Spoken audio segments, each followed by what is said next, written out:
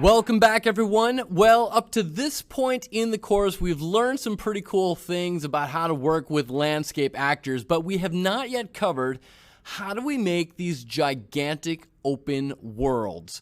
Worlds that we see in games like Final Fantasy 15, like you see in front of you here, or maybe giant open worlds like you see in Legend of Zelda Breath of the Wild.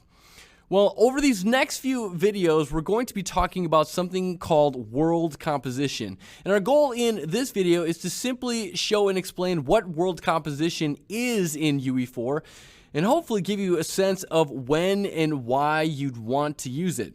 So firstly, what is world composition? Well, world composition is Unreal Engine 4's system designed to simplify managing these large open worlds. Now, this makes it an ideal tool for stitching together many landscape actors so that we can seamlessly edit them. Now, world composition also has the added benefit of easily managing how each of the landscape levels we're about to include in our gigantic open world gets streamed in. Anytime you've got a huge open world such as this, performance is of the utmost concern and making sure your game runs smoothly.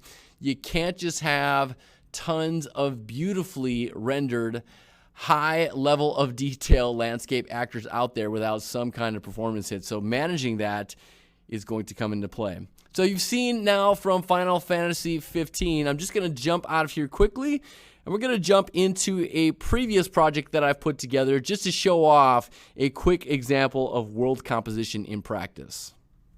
Okay, and here we are back in a test project that I made in preparation for putting together this course. What you see in front of you here is actually 9 landscape actors stitched together in this thing called world composition. I've got 1 in the middle here, and then 2 off of each of these arms. I built in sort of a cross or an X-shaped pattern here. And I know you can't really get a good sense of scale from here, so I'm just going to jump in and play, and hopefully that'll give you a better sense of scale.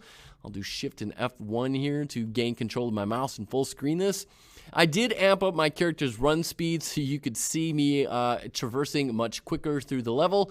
Never mind, I've got a day-night cycle going in here as well, so that's why my sun is rapidly whipping around my sky. And you'll notice that as I am running, you're going to see a mountain pop in the background here in just a little bit, so keep your eyes forward. And boom, there you saw it pop in. That is an example of one of these different landscape level tiles, as we'll call it, streaming into existence. Now, obviously, I'm not trying to obscure that by any stretch of the imagination, but world composition will handle things like that, where you are stitching together your gigantic open world with many landscape actors, and you get to decide when they stream into existence. So that's an important way to manage which landscape actors are loaded and which ones are not, so you can conserve on some resources.